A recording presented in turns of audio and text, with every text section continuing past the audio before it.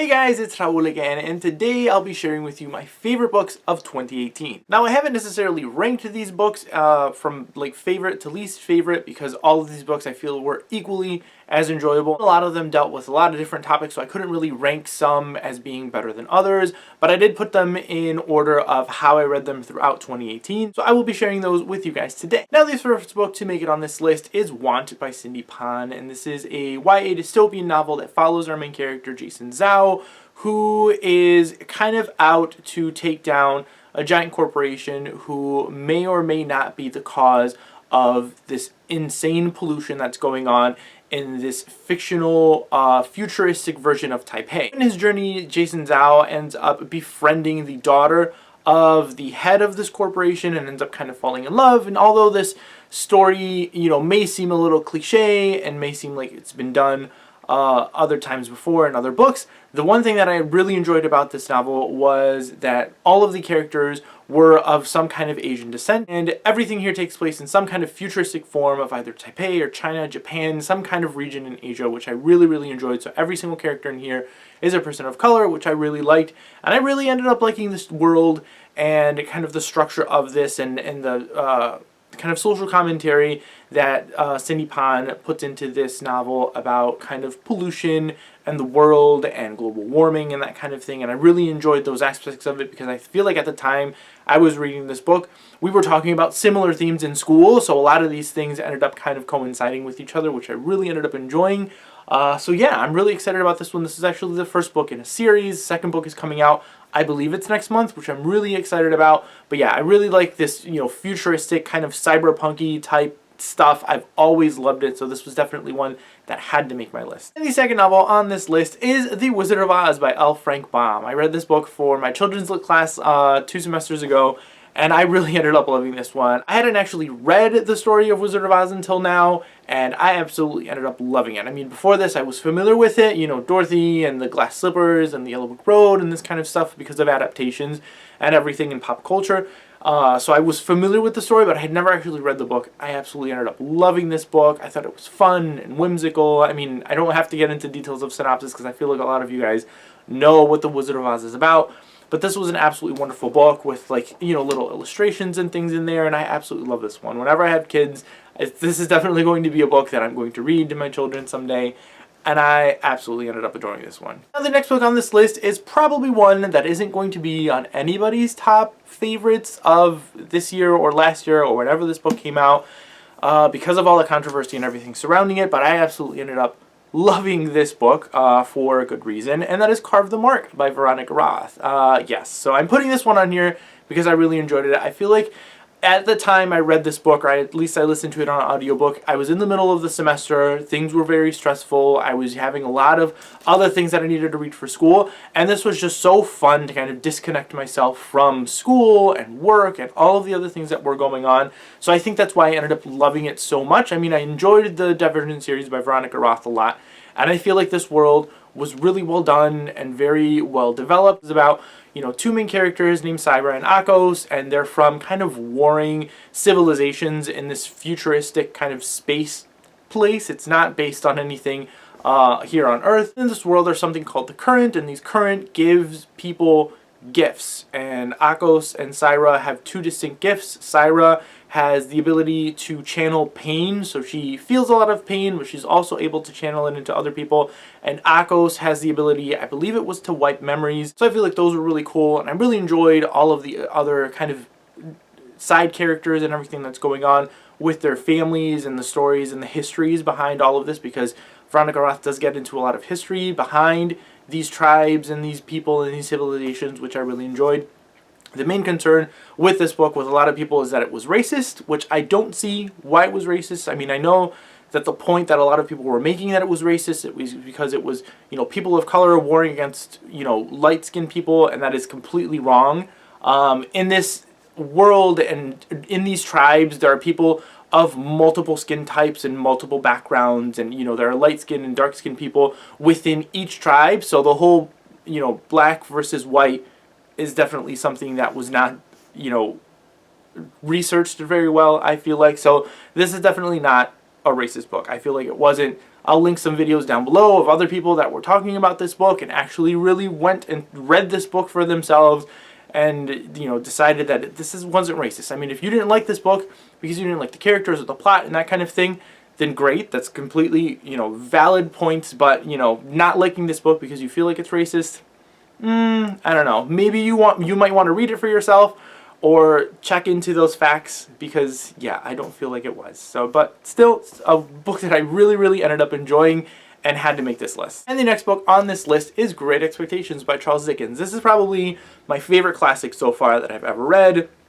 I thought it was absolutely amazing. It's about a boy named Pip, and he kind of comes into this new fortune and his journey to London and his newfound fortune. He falls in love with this girl, and there's this weird woman named Miss Havisham and this creepy old house, and just a lot of things that go on in Pip's life as he's growing up. I mean, I absolutely ended up loving this one and loving Charles Dickens' writing and this atmosphere and this world that he kind of talks about. I'm not going to say he created this world because it's set in, I believe it's 19th century London, but either way, a novel that I absolutely ended up loving. I loved Pip's journey and his kind of growth throughout the novel, and as he, you know, comes into all of this new money and makes his mistakes and stuff, he grows from that and he learns from that, and I really ended up loving Pip as a character, and every single side character in this one I felt were absolutely fantastic and just brilliantly done, and just I absolutely ended up loving this book. The next book on my list is Esperanza Rising by Pam Munoz Ryan. This is a middle grade novel that follows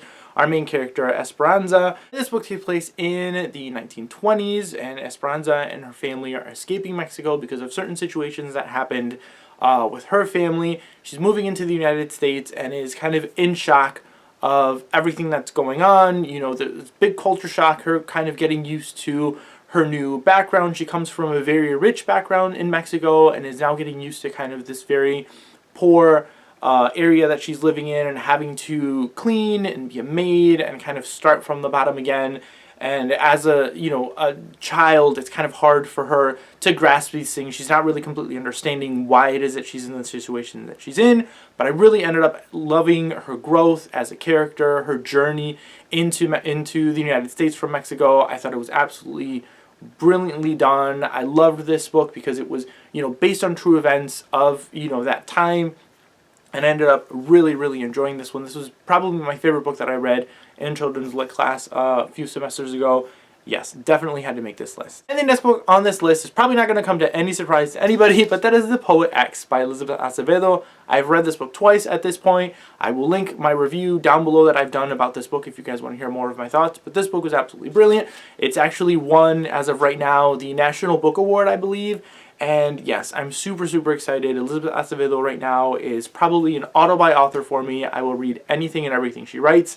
And yes, The Poet X was an absolutely fantastic novel. And the next book is All Your Perfects by Colleen Hoover. Colleen Hoover is probably one of my guilty pleasure authors. I read a lot of the stuff that she's written. I own a lot of the books that she's written so far, and I've enjoyed most of the things that I've read by her. All Your Perfects was her newest novel that came out this year in 2018, or last year in 2018 at this point. And this follows our two main characters, Quinn and Graham, and their relationship as they kind of meet and get married, and then all of the struggles that happen after marriage. And I thought this was absolutely a wonderful, wonderful book. Me, as, you know, a man in my 30s being married, this is definitely a book that I felt I was able to connect with a lot, with the struggles of the main characters and the things that are going on, and a lot of the themes within marriage and people and things that kind of married couples have to struggle with and everything. And I thought it was absolutely brilliant. This was definitely one of those books that made me cry.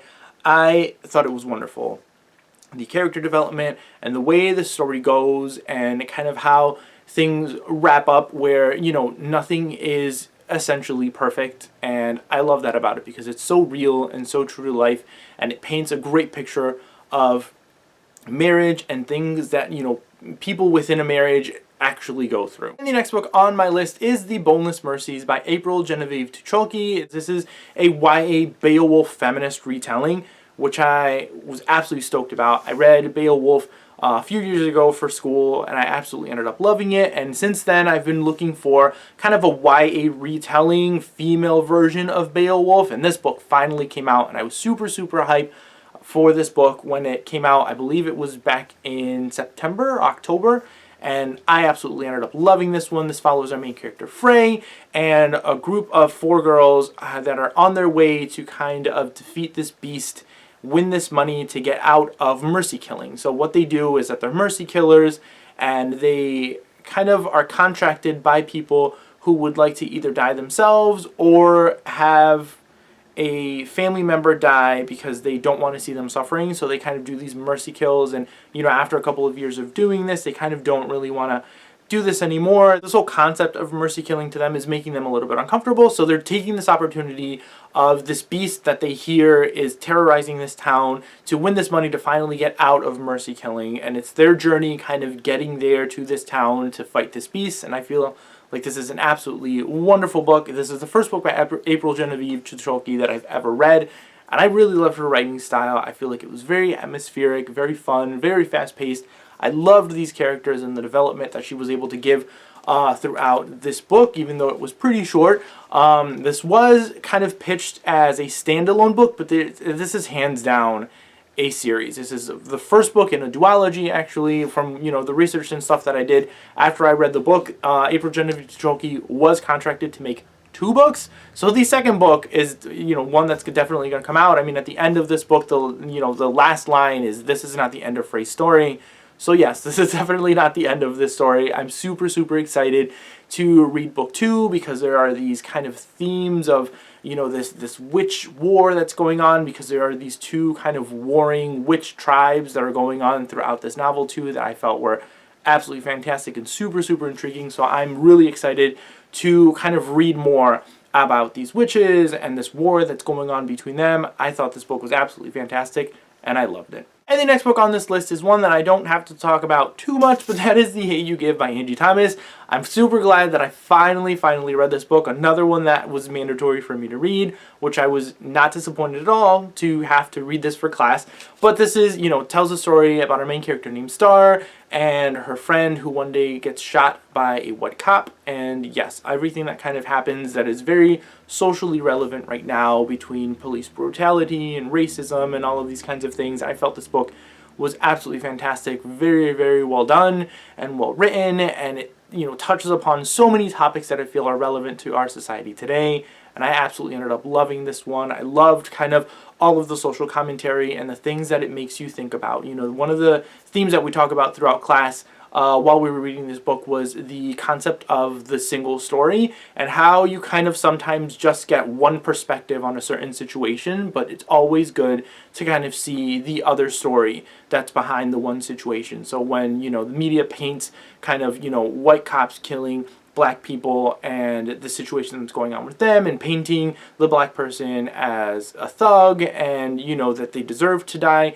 but then you also need to see the story of why these things happened and why these kids were kind of put into these situations and what their backgrounds were and why they were kind of forced to live these lives. And I thought this was absolutely wonderful, the way that this book makes us think about these things, and it definitely had to make my favorites list this year. And the last book on this list is kind of an obscure little novel, and that is The Stranger by Albert Camus. This follows our main character, Mr. Mersault, who at the very beginning of this novel loses his mother, and it's kind of an exploration of the lack of morality between people. So the first half of this novel is very slow. You kind of read it and you're not really sure what this is about because there's no real plot. It's just kind of him going along with his life after the death of his mother, and kind of how unfazed he is by everything around him. There's no moral compass to this man. He's just kind of like oblivious to everything that is wrong around him, and he just kind of like is so disconnected to what morality should be. And then you end up at the end of part 1 having a murder, which is not a spoiler because it's right on the synopsis of the book. He commits a murder, and then it's kind of his trial. And it's super, super interesting. This was definitely a book that I absolutely ended up loving. I mean, it's super short, so I got through it pretty quickly. But I loved kind of this exploration of morality and people and humanity throughout this novel. I thought it was definitely one that made me think, one that I really want to go back to and, kind of catch things that I might have missed the first time around. But yes, this is just an absolutely intriguing novel. This is one that is definitely not for everybody. I feel like a lot of people are going to be kind of turned off by the writing style or by this main character and his lack of morality. But for those that, you know, might find this intriguing, I definitely recommend you picking this up because it is a short novel. You know, if you do end up picking it up and reading, you know, the beginning of it, definitely push through to part 2 because part 2 gets absolutely interesting after that. But I loved this novel. I felt like it was so wonderful, and I definitely want to read more about Albert Camus because I feel like, you know, from what I've heard, he explores a lot of human nature throughout his novels and everything, so I definitely want to check out more by him and see kind of what his thoughts are on humanity and morality and these kinds of things. So yeah, this is definitely one that had to make my list as soon as I read it because this one stuck with me, and I feel like books, you know, rarely stick with me as much as this one did. So yeah guys, that is it for my favorite books of 2018. Comment down below if you guys have read any of these and what your thoughts were, what your favorite books were in 2018. Thank you guys all again for watching, and I will see you all next time.